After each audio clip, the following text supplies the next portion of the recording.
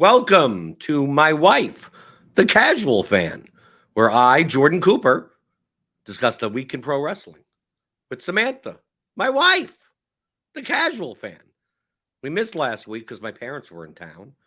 So we have 2 weeks worth of wrestling to catch up on. And you said earlier today, you got a lot of shit to say. Well, maybe not a whole lot, but I do. I have some things that I was commenting on Twitter and I was like, I could just say all this later. So what's some of the shit? I've stuff on the agenda. I've we got to talk about CM Punk.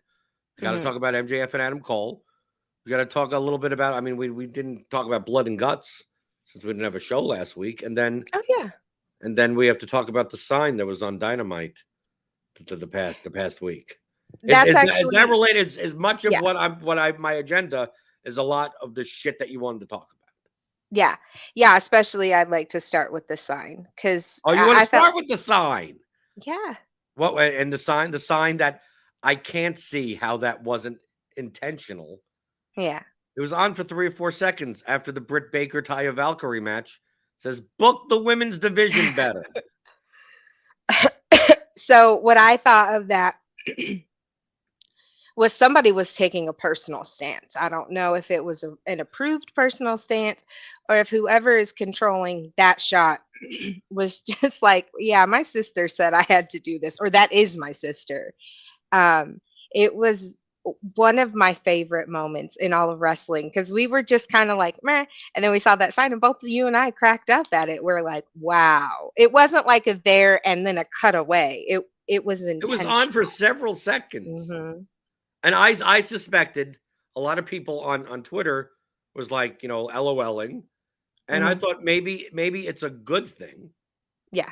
Like maybe because Tony Khan is at the production team. I mean, like he's in Gorilla, whatever. He's Hmm. dealing with the shots and everything. Maybe that's more of a message of like, we hear you. Yeah. Like do you see the sign? We hear you. We're gonna leave it on for a couple of seconds. We caught it in the crowd right after this match. We hear you. We've also heard that before.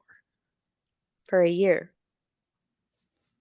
So how could, as a woman, I know you love it when it's like, well, as of this, I know you as me representing every woman as ever, you representing every possible woman or people that identify as being women, which we h- call women. how do you book the women's division better? Because we argue about this all the time. Hmm. Well, I mean, what I say, and I think you agree with me to an extent, is that we have to be able to, as fans, especially men fans, you basement dwellers, I'm an ally, we but I thought I'm an ally. you are. I wasn't talking to you. Everyone knows who I'm talking to. If you get offended or upset at this, I'm talking to you. We have to tolerate Jungle Boy because we all love him. He's a pillar, and we have to tolerate his in ring promos that we have been saying for years that they're not up to par. They're not. He's great. The character's great. All of that. Even his transition to Hollywood, Jack Perry, is interesting, but we have to tolerate him. But nobody's willing to tolerate Anna Jay. Nobody's willing to tolerate Chris Statlander, which she's not bad at promos. She's just not what people expect. Why did we have to hear a solid 90 seconds of tell me when I'm telling lies? And you had Chris Statlander out there and you had Willow out there, people that can relatively speak, people that we could tolerate. Why are they not getting more time? This is why I didn't want CM Punk around. It's the CM Punk show. When we had that sign, and then you had this, which is an angle, and we're like, all right, let's build this up. Women, we love it because these like, what do we call it, gang wars or whatever, post match is a very men's thing. So I just want people to be willing to tolerate bad women segments because that's how they get better. But do you put the blame, if there is any blame, on Tony Khan, or do you put the blame on an audience? Because I agree with you. I think the women need to be represented from a story standpoint Mhm. in on par with the men. That the storylines make us care more. I Mhm. mean, we take a look at WWE, and for all their flaws, I mean, maybe not the past year has been a little bit shaky, but they come up with top level women's storylines. Becky and Trish Stratus. I mean, I'm not saying it's a great story, but No, it's I will something that they're always. going to dedicate a half an hour on Raw to. You're gonna how is this progressing? Then you go Charlotte and Bianca and Asuka. It's like, okay, it's not a 3-minute segment. This is a main portion of the show. Sometimes it's main eventing, and your claim is that they need to present women's storylines on the same level as a Blood and Guts, on the same level Mhm. as a MJF and Adam Cole, and same level as CM Punk or Jericho, or yet, and they have to present that knowing that the talent involved may not be up to par yet in performing and executing those stories. But until you put them in the sink or swim position, the audience is just going to assume that, oh, here's the obligatory 6-minute women's segment. But the problem with Tony Khan's point is that, he's looking at the number. He's very analytic based. And dude, we've gone to shows. We go to so many AEW shows. How often, no matter what women's segment it is, that's the Mhm. bathroom break. Mhm. And it doesn't matter where they put it. No, it could be the first match. It could be the main event. People will go home. But I mean, what I was got so excited and tried to interrupt. The women of WWE do men's wrestling. They don't do mostly. Well, AEW does. They do women. They do. I mean, it's wrestling. They have wrestlers, but a majority of their presentation is women's wrestling. And one of my favorite things that I always love is I don't know, just like a basic somersault. I don't know what the real life thing is called, but just a basic somersault off the ring apron into a group of people, just outside shenanigans. I feel like that those are types of things where a lot of women just don't. I guess I like risky wrestling versus more Oh, technical. you want to see the women's version of the Lucha Brothers? I, I want not even Lucha Brothers, maybe like Is it that you want to see it, Orange or do you think Cassidy, maybe. do you? But aren't you being? Aren't these two different things? Of like the matches with the women or the Hmm. storylines with the women. My attitude is that we don't that the matches matter. Like when you gonna throw out Vikingo, we don't need a story. Just it's Mm-mm. Vikingo doing flippy stuff. If it's the Young Bucks versus Top Flight, who cares? It Hmm. the spectacle of the match is the thing. Hmm. Uh, but we still get CM Punk versus MJF with no. We get plenty of matches with Bryan Danielson that have no spectacle that we still care about because the stories make us care about it. I Yeah. feel that the women's division is more built that there's nothing to care about. There's other than like Tony Storm has the title, Chris Which we Statlander tried to he has care title. about. Yeah, but there's nothing going on. And we were excited earlier in the year. The Outcasts, right? Tony turned, Ruby turned, and it's like, okay, who else is an outsider, a former WWE person that could join them? And we're thinking of we're thinking of like Mercedes Martinez, Serena Deeb, right? Ty Mello for a short time in the performance center, and going, oh, this may lead to just massive women's division gang war. With Jade is a homegrown, Hmm. right? We're coming like this is something to care about. Yeah. And then it's like okay, Rio comes in with a pipe, and then Willow comes out, and it's not like it, and it's like on repeat for like 6 months to the point in which they made it so that we don't care about it anymore. Right. This is the Swerve and Keith Lee. So at least they're consistent between men and women. Um, I just don't, what we've talked about a lot, and it is consistent with. Here's the problem that you and I joke that I 100% think that Tony Khan is neurodivergent, like no doubt ADHD, but also some autism. So he kind of like he's too analytical. So he's like, the women's matches don't meet the numbers, so we'll treat them as they are, understanding that this is a situation where we need equity versus equality. So putting the effort into the women's division, letting them go out there and fail on their own, because they do with the men. They let the men go out there and fail, and it's cringe. But it's especially cringe when the women fail because there's already such a huge portion expecting the fail or not even giving it, the good faith effort. Well, also, there's Um, a lot of with the women failing. There's only one segment, so it's like right. it's not like when you watch a full episode of Dynamite. It's like if one thing in the men is bad, it's like, well, you got 5 or 6 segments of that. It's like, Hmm. okay, this sucked. Q, I don't like QTV, but the rest of the show was good. But in the Hmm. women's division, it's like, oh, I didn't like the Britt Baker match, and that was the only. What else is there in the women's And division? people call it atrocious. And you're very much a person that does not differentiate. You hate men and women equally. And so you were like, the match was fine. It wasn't great, but it was a fine match. So that just shows that there are a lot of people like you wouldn't call a match between Matt Sydal and Darius Martin atrocious. It would be fine, but the atrocity comes from it vaginas. Right. I mean, the Britt Taya match, I didn't have high expectations for. No. I even told you, I said that actually went better than I thought it did. Yep. Thought it would. But I told you even before the show started. I said, I don't expect this match to be great. But to Mm-mm. me, I I don't even didn't care either. about the matches. Who cares about Britt Baker? Who cares about Taya Valkyrie? There's nothing going on. It feels like you said about Tony Khan, the women's division, and the easy fix for this. The women's division for the past 2 years has been plagued by key injuries. Thunder Rosa last year, Jamie Hayter this year, Chris Statlander as well, right? Because we kind of know that the plan was for Chris Statlander to beat Jade Cargill, and probably that was supposed to happen before she got the ACL injury and was out for 9 months. And then now Thunder Rosa had to relinquish the title. Who knows what were in the plans with Thunder Rosa? And then you have Jamie Hayter heading into All In, and word is that she won't even be back this year.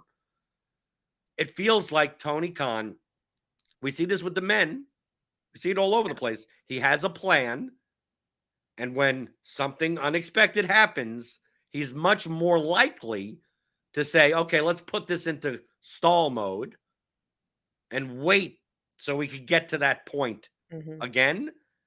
And sometimes you have to wait and wait and wait and wait. And it's like, what the hell is going on? The difference is that a lot of times with the top tier, Moxley's, the Danielsons, stuff like that, these guys are I think, much more vocal behind the scenes. Of course, I'm just talking for them. That when something goes wrong, when CM Punk's injured again, what can we do? Oh, John Moxley had to go to rehab. What do we do?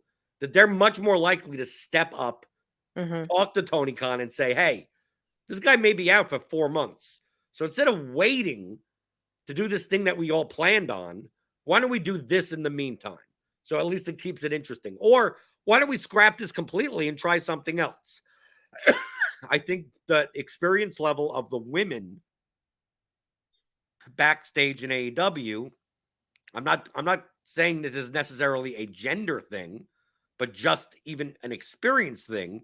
Hmm. I'm not sure if there's are experienced women backstage that are willing to, this was the plan and now we have to change, and now maybe they're just waiting for, well, QT will tell us what to do, Sanjay Dutt will tell us what to do, Hmm. Kenny will get some input or something, and we're just going to wait for a text message.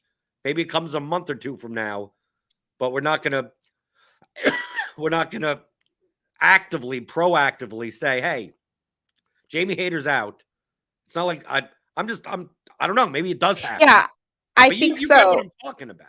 Yeah, you've been saying it for like 2 minutes. Um, I uh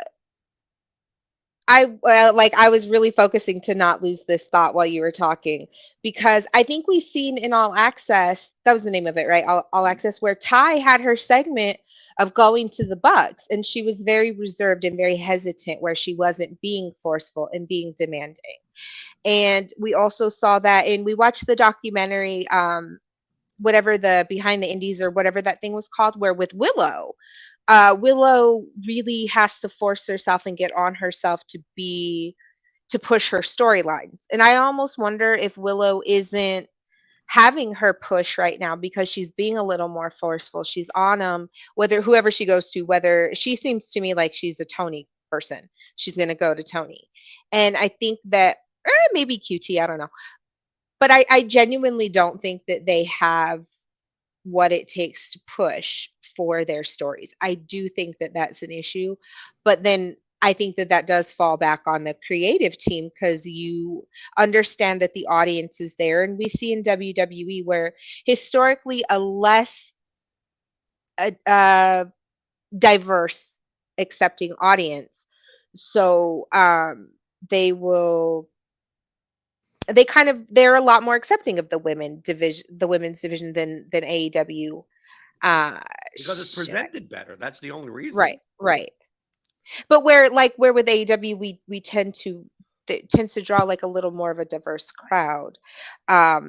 He we need like I lost my train of thought, but let me get back to my original train of thought was, isn't that what Madison Rain was brought in for? Isn't that what Saraya was brought in for? So I feel like ultimately the failure falls to Tony Khan, and then it falls to the women coaches that have not been pushing the women, and then it falls to QT for not pushing the women. So I think it's a collective effort of everybody. And I think when we saw in All Access, if it wasn't for Britt Baker, the women's division wouldn't exist. I think maybe when Jade comes back as a if face, you should say if Jade comes back.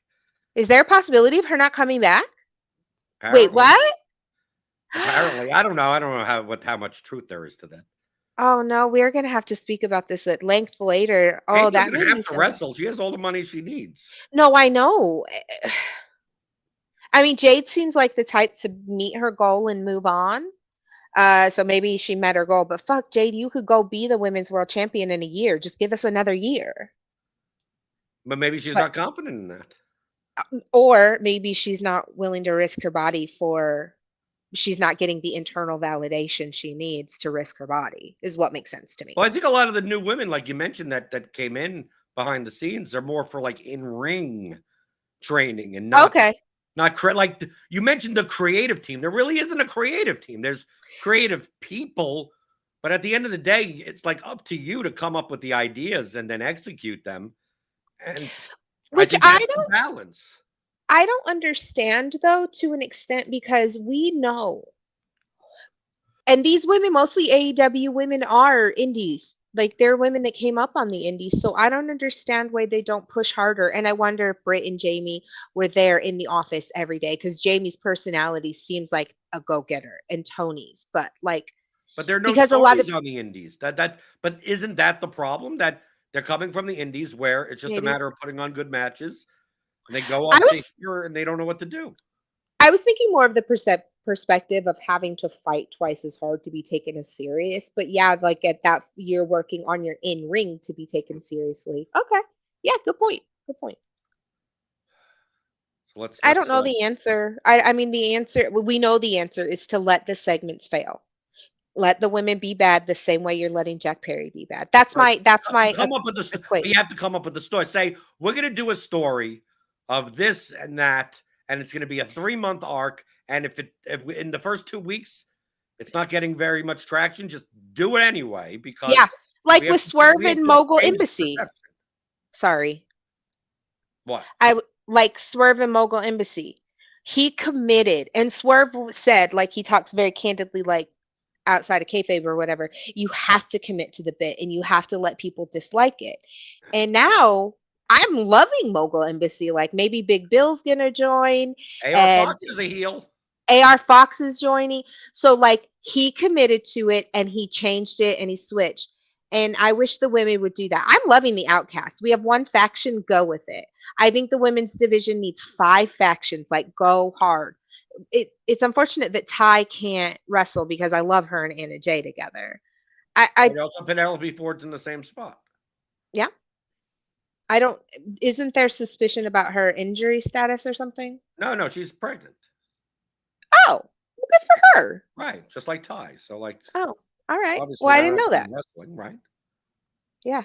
No, definitely. I don't know. I don't. The answer is they got to keep trying. I mean, and understanding you and I don't do this enough, understanding that these are the women that the next generation of great wrestlers are going to look up to. This is the wrestling that little girls are seeing right now. And we wanted it to be a year. We're like, we're giving it a year. We'll see. Let's have this conversation in 5 years and see if it's not better. But let's see if another sign goes up at that point. Yeah. Please Can I, book the women's division better. real quick, I just want to say a frustration I have is Sky Blue losing momentum. She was hot. She gets cheers. She has her own little Sky Blue. She has fans. She's developing an audience. She's got a huge social media presence. Well, it doesn't matter if they like her ass. She's got a following. She's making money on OnlyFans. Like, good. Get your bag. Does she have an OnlyFans? Mhm. Okay. I think so. Maybe. Or am I thinking I might be mixing her up with Ty? But Well, she probably should have an OnlyFans. Yeah, I genuinely think she does. All you got to do is put booty pics on there, and her whole costume is a booty pic. So, but the point is Sky Blue is credible enough that you could push her if you put effort into it, and there's no reason she shouldn't have been out with the women on Collision, because that was like the best women's segment there's been in a minute on Collision. There's no reason a decently over wrestler shouldn't be there. I'm done talking about women. Well, Collision, they have the most over person on Collision already. They have the real world champion there, right? They have the real world champion, right? The real world champion. Yeah, CM Punk. Yeah, MJF was on Collision this week. That's the one thing I didn't. That the one bugbear of Collision. I think you pointed this out on the couch. CM Punk is in the middle of the show. It's 8:50 or whatever. He's out with Tony Schiavone. What's in the bag? What's in the bag? Pulls out the old title, spray paints the X on it, right? Because that's his symbol, right? It's also Twitter, by the way, right? And then he says, "I'm the real world champion."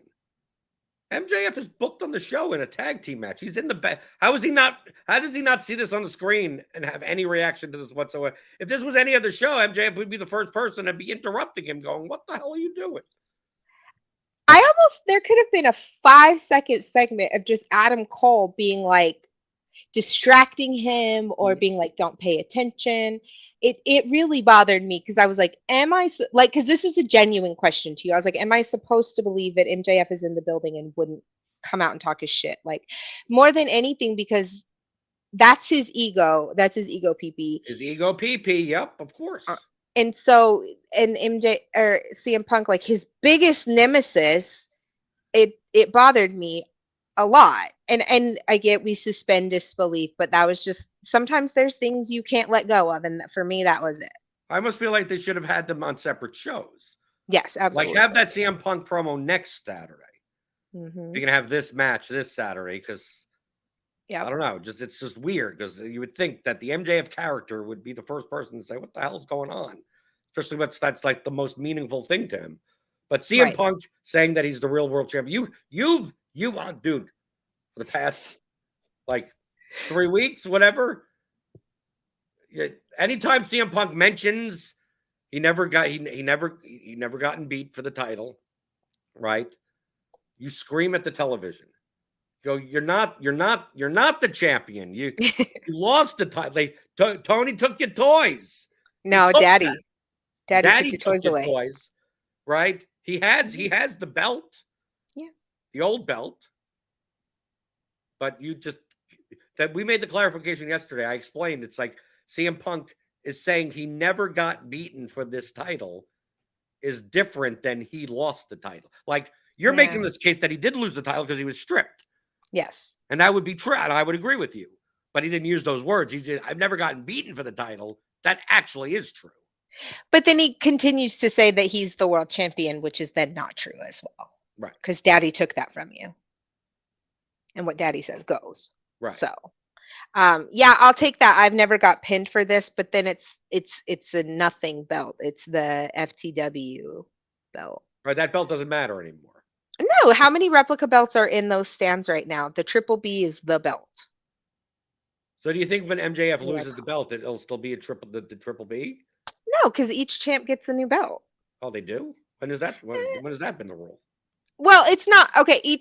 drama queen champ, because I think Mox didn't change it, but I know that somebody else changed it before. Oh no, I was thinking of the TNT title that they change each person. But the next They've changed that a champion's going to couple of change it. times. Yeah, we're They, living in an AW world now where we have one guy claiming to be the real world champion, the TNT champion not being the TNT. Christian thinking he's the TNT champion when he's not.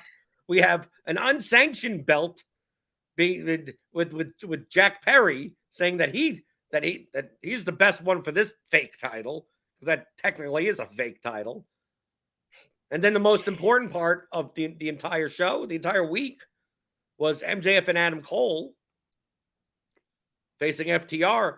And you could tell, I don't see how anyone could deny from at home of how over this team is as baby yeah. faces, that when FTR came out, the entire crowd booed.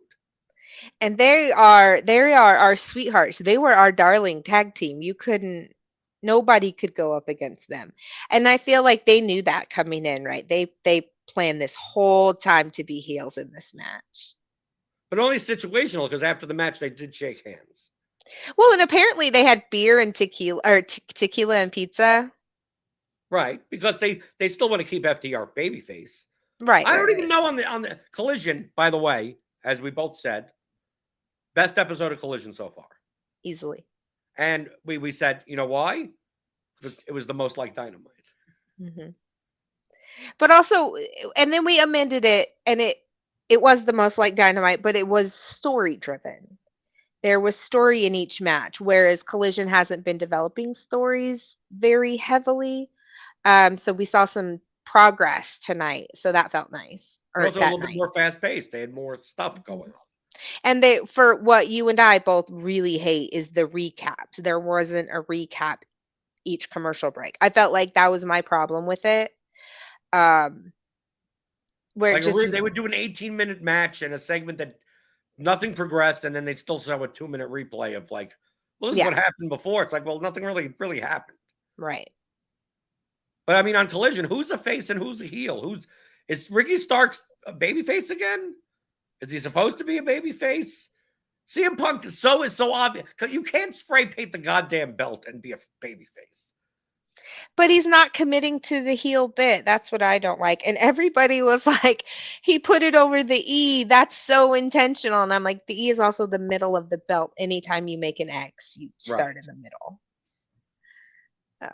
But CM Punk can't be that stupid to realize, like, dude, we've had enough of a sample size that you get what ends up happening is you get the reaction of like, CM Punk is here, and everyone goes, yay, and then goes, boo. Very similar to MJF's old type of reactions from a year ago. Yep. You're happy to see him, and then you boo him. Chris Jericho, we're all sing Judas, and then boo him. Right? Yeah. So I don't know if they're taking him like, oh, yeah, see, you get all these CM Punk chants, and then the crowd goes like 90-10 against him. Now, so like I'm baffled. Obviously, the next week they're going to be doing the CM Punk versus Ricky Starks match with Steamboat as the referee, which is a callback to a 2004 Ring of Honor when basically Punk did the same thing, right? The same type of storyline. The Summer of Punk, I'm the real champion type of shit. Oh, okay. Assuming because Ricky won the last match, CM Punk's going to. It would make sense that CM Punk beats Ricky Starks using heel tactics. But I can't be sure of anything these days on that show because, like, I don't know where anyone's aligned seemingly on that show. I don't know how Roosh is going to be involved with Andrade anymore.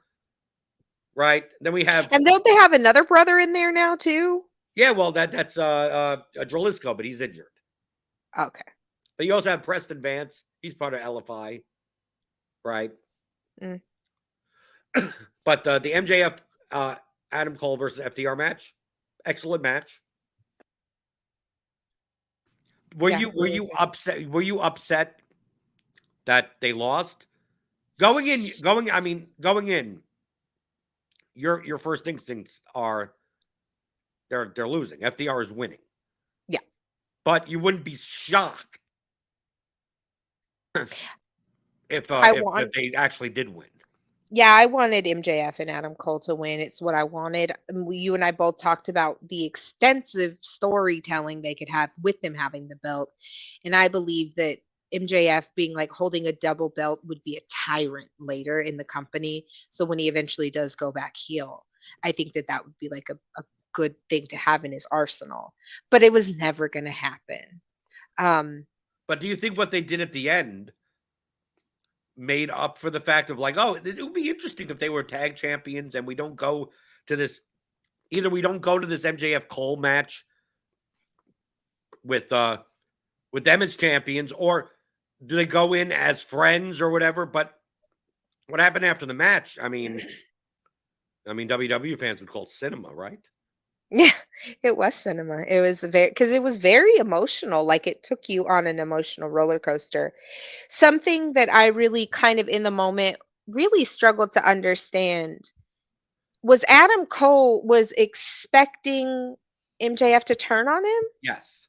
So which proves to us that he's never trusted his friendship with MJF until that moment.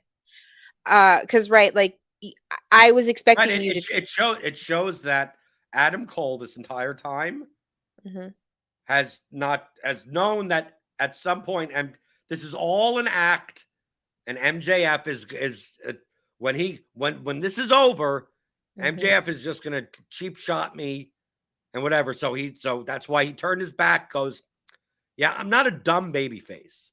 Yeah. I know what's been going on, and also the story wouldn't work. It wouldn't look good for Adam Cole if he gets deceived like that. Yeah. So they go through that. They subvert the trope of MJF hitting him with the belt, and then MJF says, "No, I'm not going to be that person." And of course, I think this is a subversion, a temporary subversion, so that when MJF really does turn on Cole, it's so despicable that we hate him.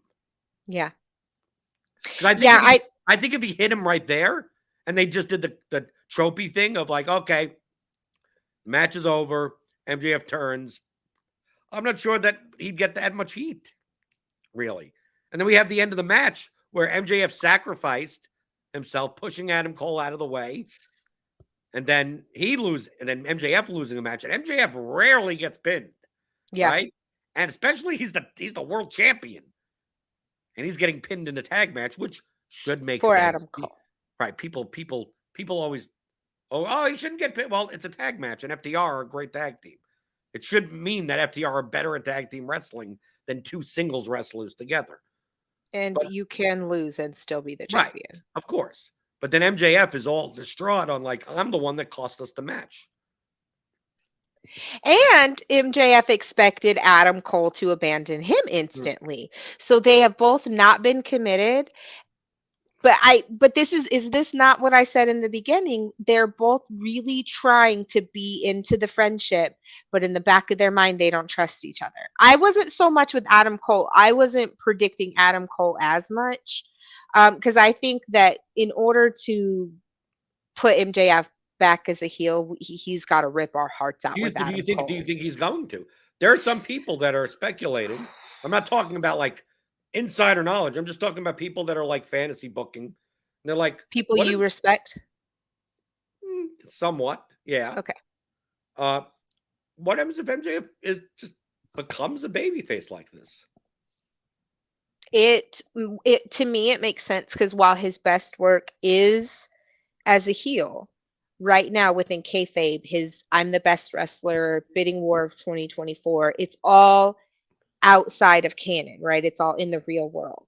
So I think that the fans are just too smart. A lot of us, like me and you, will play along and boo when necessary, but we want to cheer him. We want to love him because genuinely he's the best fucking out there right now. And I think that it would be easier. It would be the easiest thing to keep him a face. But I don't know if the performer Maxwell wants to be a face. Like that's the only I'm not saying thing. for a long time. I'm just talking about even the 6 months. Right. Like that everyone is expecting him to turn on Adam Cole. Mm-hmm. No one's expecting Adam Cole to turn on MJF.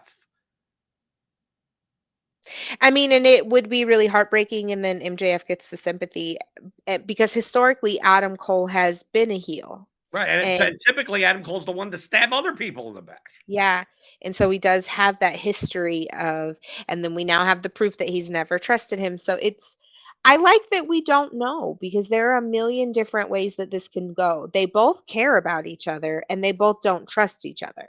I think the most interesting way to go is you keep them as they are Hmm. and ride it out for 6 months of them, like, neither of them turn on each other, but you get a tease of I who will, I who won't, and maybe the whole subversion is that we're expecting one of them to turn on each other, and and it they turns out they never turn on, and they just become friends, and if they're either both baby faces or they both turn on someone else, and they're both heels again, like, because you could ride that out in there's so many stories if MJF is defending the title and Adam Cole is by his side, right? Adam Cole's going for the TNT title or something, and MJF is by his side. They go for the God, tag that team could be titles so again, fun. right? They go for the tag team. They recruit a they get Roddy Strong on board finally, and they win the trios The title or love something. triangle of all love triangles. Or Kyle O'Reilly comes back and something Oh, happens there. geez. It just feels like Any. that if this were to end 4 weeks from now and then MJF and Adam Cole are no longer in each other's circles, seems like you've done a disservice to storytelling, especially when, the better than you baby shirts, they're just like, they can't, pro wrestling teams can't print enough of them. What did I ask you last night? Didn't I say if they You win said the if they won, you're titles? going to get me a shirt. I said if they win, you have to get me that shirt because I fall for gimmicks and financially we cannot buy every gimmick shirt I want. And but this is a gimmick shirt. I was so mad. It'll still be on sale. I mean, the I next time know. we get an order or something like that. I'm with you. I think because if you think long-term storytelling, MJF and Adam Cole are the type of people, the characters they've developed where they could be in a fight, right? And so MJF goes off to have this thing and they're in a fight, but that doesn't mean their friendship is over. And then we have a surprise saving for MJF, and oh my God, it's Adam Cole. We haven't seen him in it forever. There's just a lot you can do with it. So I'm with you. What I want desperately is for them to keep it going at least until All In. Or All maybe Out. they have the match at All In / All Out or whenever. Hmm. And everyone's expecting, like, they go in as friends, going, you know what I'm going to do, Adam? I'm going to give you a title shot, a fair, and it's going to be the best man wins. Hmm. Everyone's going in, going, okay, how MJF is gonna turn on Cheat. Cole, and how is Cole going to react to? Maybe he's going to cheat, and maybe the subversion is they just have a 30-minute really A good fair a match. Yeah. fair match, and MJF wins, and Adam Cole Clean. shakes it clean, and Adam Cole shakes his hand and Mhm. goes, you know what? You're better. You are better than me, and even though you're better than me, I could still be your friend. Don't worry, I'm still your friend, Max. I want it so bad because all MJF wants is a friend. And I think that that changes his character. He A can be a real friend. The, face, the key is a real friend. a real friend. He's Yes. had friends.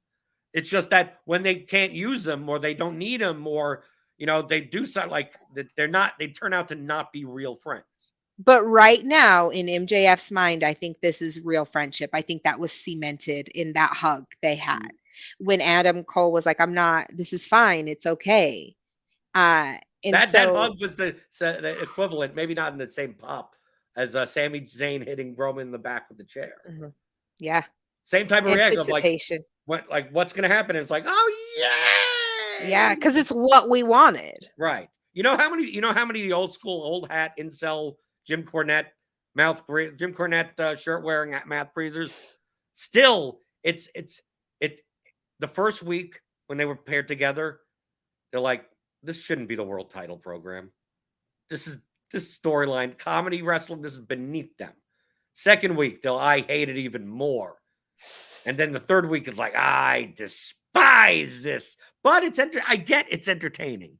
And then the fourth week is like, yeah, I'm not a big fan of turning the world title program, but it is must see. I do want to see what's going to happen. And then, like this past week, it almost seems like Like, you can't break them. Like even these people are like, yeah, I didn't think it was a great idea at first, but dude, have you heard the crowds? You can't stop this. Like, this is just too good to just end. Yeah, we're going to what, 3 AEW shows this month? Three? Or Is it three? One, two. We're going to, yeah, well, no, two technically this month, and then one the first and day or two in no, and September. three next month. Yeah.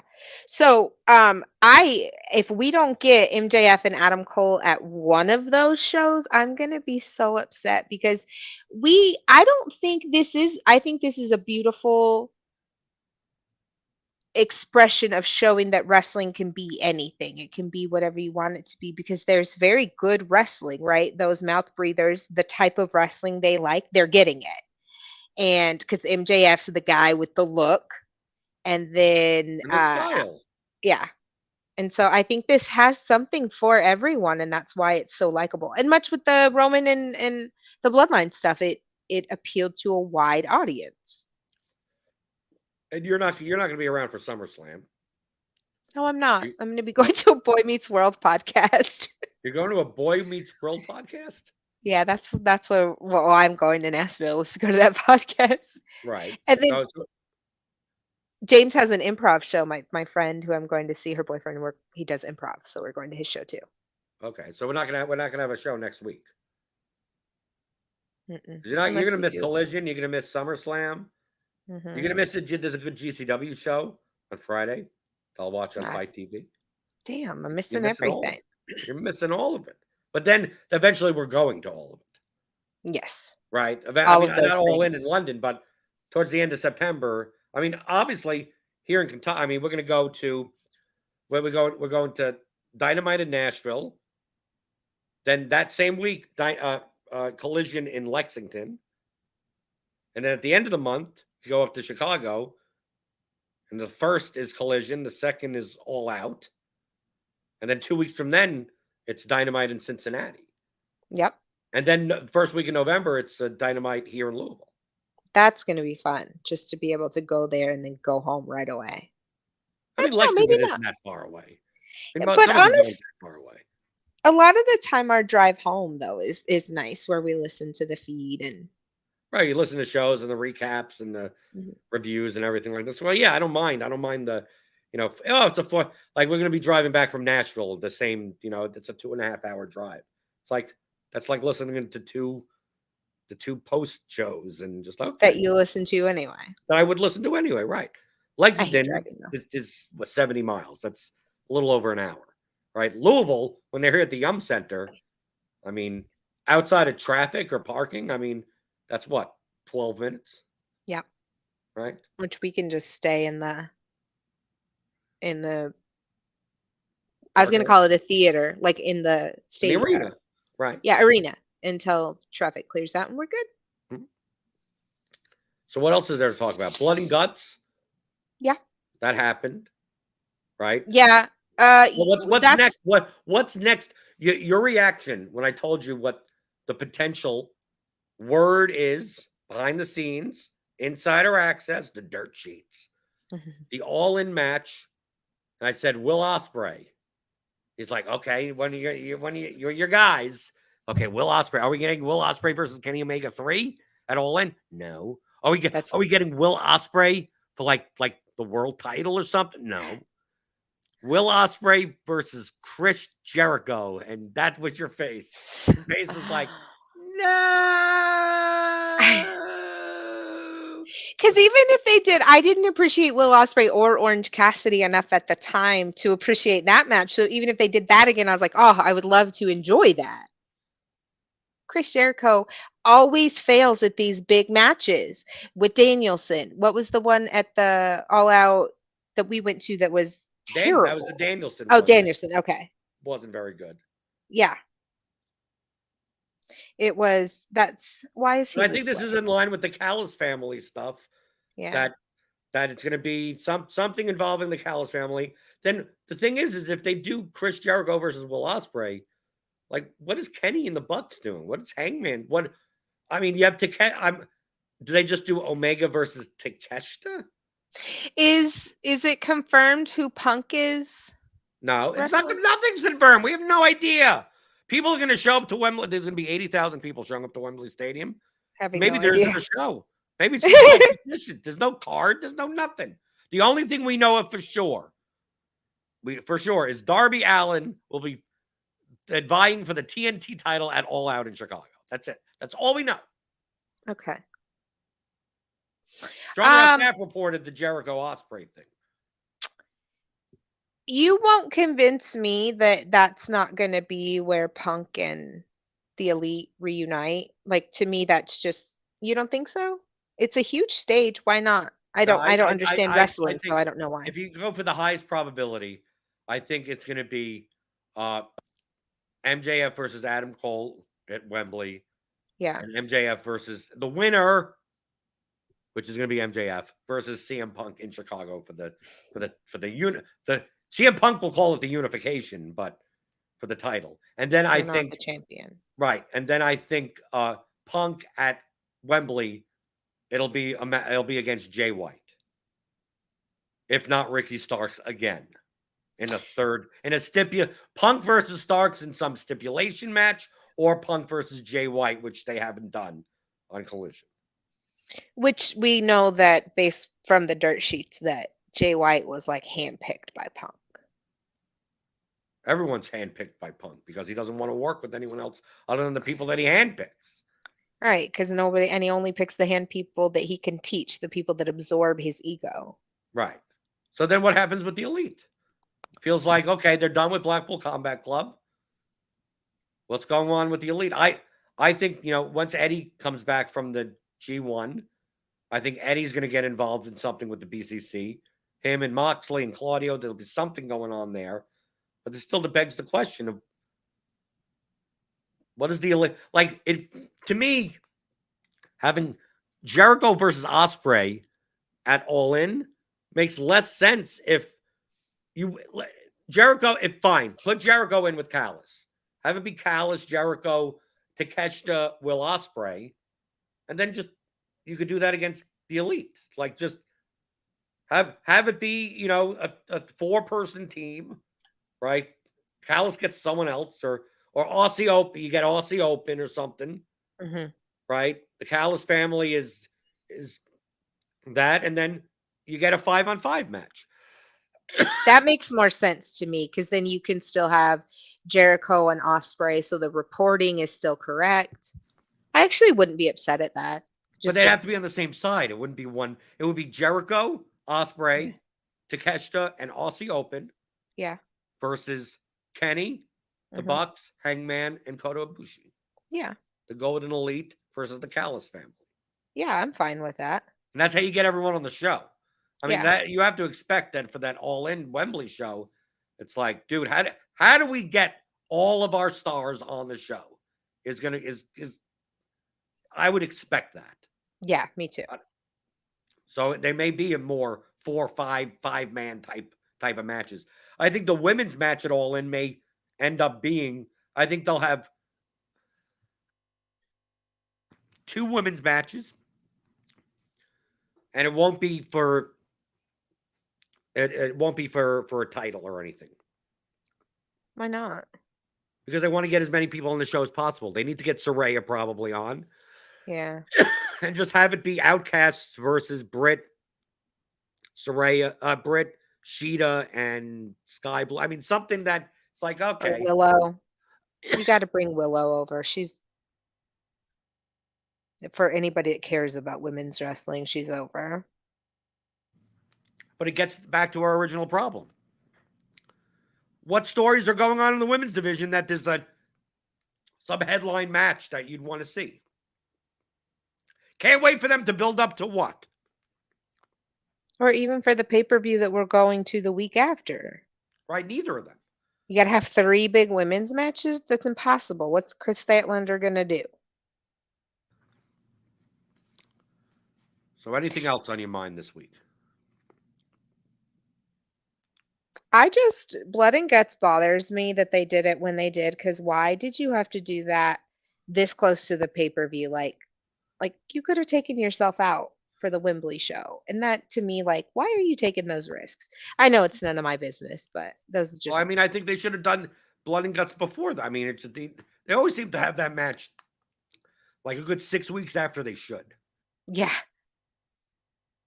Yeah, they really take forever. There's long-term storytelling and then stories that drag out. And that definitely, I mean, the JS is drag out. I'm so glad that that's ending. Um, so Well, what do you think happens with them? You know who I'm the most concerned about? Not 2.0. Not Danny and Sammy. Danny and Sammy will be fine. Yeah. Daddy Magic and Cool Hand Ange. Yeah. They and I think they're gonna be Jericho guys, same with Jake Hager, because Jericho like brought them in and really support what they do. So I could see whatever he like if he does this Callis family thing, whatever he does after that, he might bring them into. I hope. I don't want them to get lost. Yeah, but that's AEW. Everyone gets lost. Yeah, that's everyone but CM Punk. Right. Because I mean, I can mention some people like what happened to Wardlow?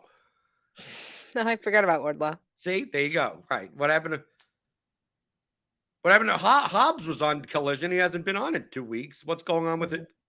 Setting up a big match with him and QT Marshall on Collision.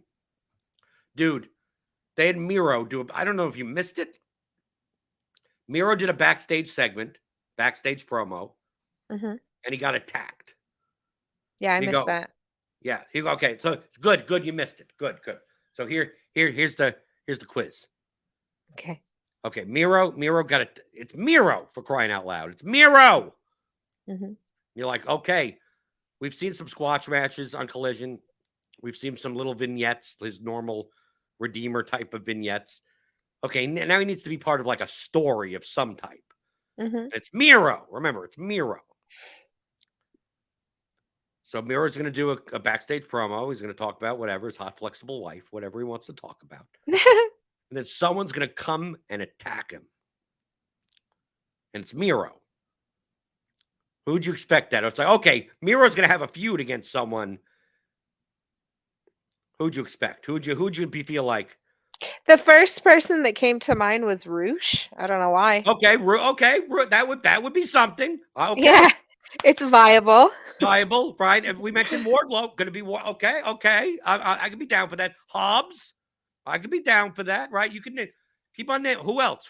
You would be like, okay, this person is going to be the one to attack Miro at Collision.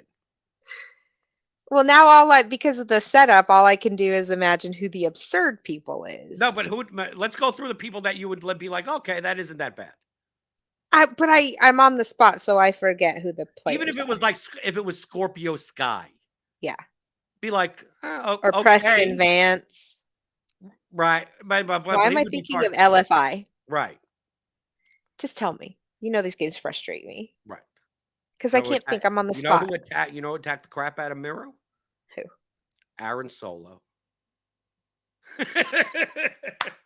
I should have known because of the QTV reference, but what did he do? Bite his ankles? No, he came up with a pipe or something, some type of thing. Hit him with something or whatever. They fought or whatever. Aaron fucking Solo. And no offense to Aaron Solo. He's 125 pounds. Right. We watched Sammy's vlog. It's nothing against him. Yeah. Right. Like, It's we like Aaron Solo as a person. It's like we wish the best for him. But as far as his presentation on AEW TV, Aaron Solo is a glorified enhancement talent. Yeah, he's not somebody that would ever, in real life, you would never approach Miro if you were Aaron Solo. By yourself. It's not like he came with a bunch of just Aaron Solo by himself. With a pipe. With whatever. He hit him with something. I don't know. I barely was paying attention. It must have been a really fast segment too, because I only got up to like. Well, that's what happens to us all the time, dude. Whatever. I get up during Dynamite. Oh, okay. This match is over. They're gonna go flip over here, and there's like a 30-second thing that I see on Twitter happen, and I go, "When was this? Did this happen?" Right. I'm like, I don't know. So you're looking for the Miro to Aaron Solo big match there? Big feud, yeah. I'm really excited for that. I'm enjoying Rampage though. It feels like Rampage is just kind of a free for all that's just chaos of fun matches. We've always liked Rampage, but the last couple of weeks with like the Royal Rampage, people are like getting pissy about it. But people, I mean, because the internet is always going to be a collective of different people are going to be mad about everything. But I like these matches where you can get a bunch of people in. I hate the rules of people like getting on the ropes, but seems fun for Rampage for me. Do you think that the Rampage, the reason that we are enjoying Rampage, or people can Mhm. enjoy Rampage more, is because the expectations are so low. Yeah. Now that Collision, like if Collision sucked, you'd be like, this sucks. If Dynamite sucks, it's like, that sucks. Rampage, it's like, if it sucks, it's Rampage. So who cares? But now Yeah, that there's another 2 hour, it's not like it used to be Dynamite 2 hours, and it's like, oh, Rampage, which was taped after we could find out what happened, but it's like that's our only other AEW programming. But now that mhm. Collision's on Saturday, Fridays at 10 o'clock Eastern is just, let's throw this on and whatever. If there's anything good here, if there's one good thing, I was happy to watch it. I guess so, because my expectations are just, it is what it is. We have always enjoyed it though because we like the mid card and that's the mid card show pretty much. A lot of times there when I first started watching it, that's where they put a lot of the women's matches. And so Like this week we got Sheeta versus Nyla Rose, and that they yeah, gave that a decent amount of a time. good chunk of time, yeah. Yeah, and maybe that's why because there's no expectation and there's not a lot of storytelling there, but it's still fun. Also, there's nothing else to do. That's usually our lounge around the house night anyway. So, Right. I mean, and also I don't care that much about SmackDown. hmm I typically throw SmackDown on just because it's something's on. and I'm usually not up or cooking us something to eat for Right. Rampage. Right. And seeing what, the Roman's ego peepe's doing today. Because that show essentially is the Roman Reigns show. And if he's not on, Yeah, it's that the show is Bloodline show. awful. Yeah. hmm Right. So anything else? 2 weeks off, dude. Early today, I'm gonna have so much shit to say. Yeah. I said it. I said a You lot said of all your shit. shit? Yeah. Yeah. I think I said all my shit. I,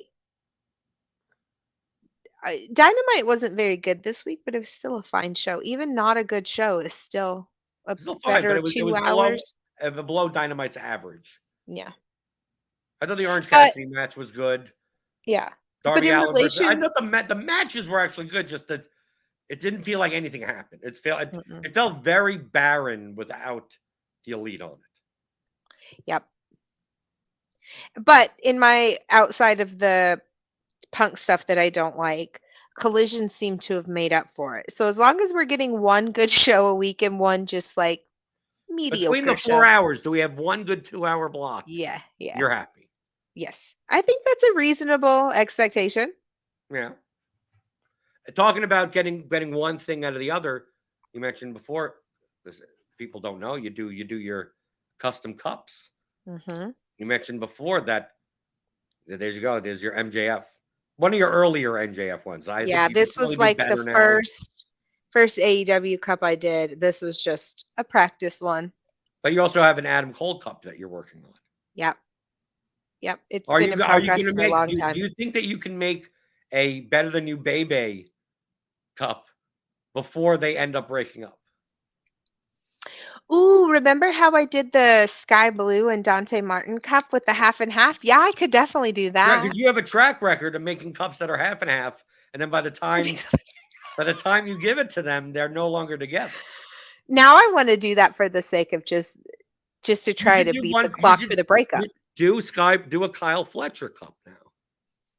Oh no, and then they'll break up again. Right, you just do. You got the sky blue side of the cup is usually the easier side. It is the easier side. Right. Or I could do a Kyle Fletcher and Nick Wayne cup. Oh, because you think they're the same person. Yes. I think Kyle Fletcher is like a good 3 inches taller than him And yeah, but still. and 60 years Generic older than him. generic young white guy. They all Right. look the same to me. Right. And then you could basically like the caveman type of the graphic of evolution. Yeah. It's basically it starts at Nick Wayne, Okay. Kyle Fletcher, Will Ospreay, Yeah. Kenny Omega. Kenny Omega. Yeah. Right. And that's what and you put them all side by side. It's like that's the same person, just Evolved. set 7. You go 7 years in the future, that's what they all look like. I And think no, I'm gonna and make after that Kenny chart. Omega, you put Edge. Oh no, Edge is ancient. Right. Or you find someone in the middle. Maybe you find Christian. Yeah. And then Edge. And then Ric Flair. You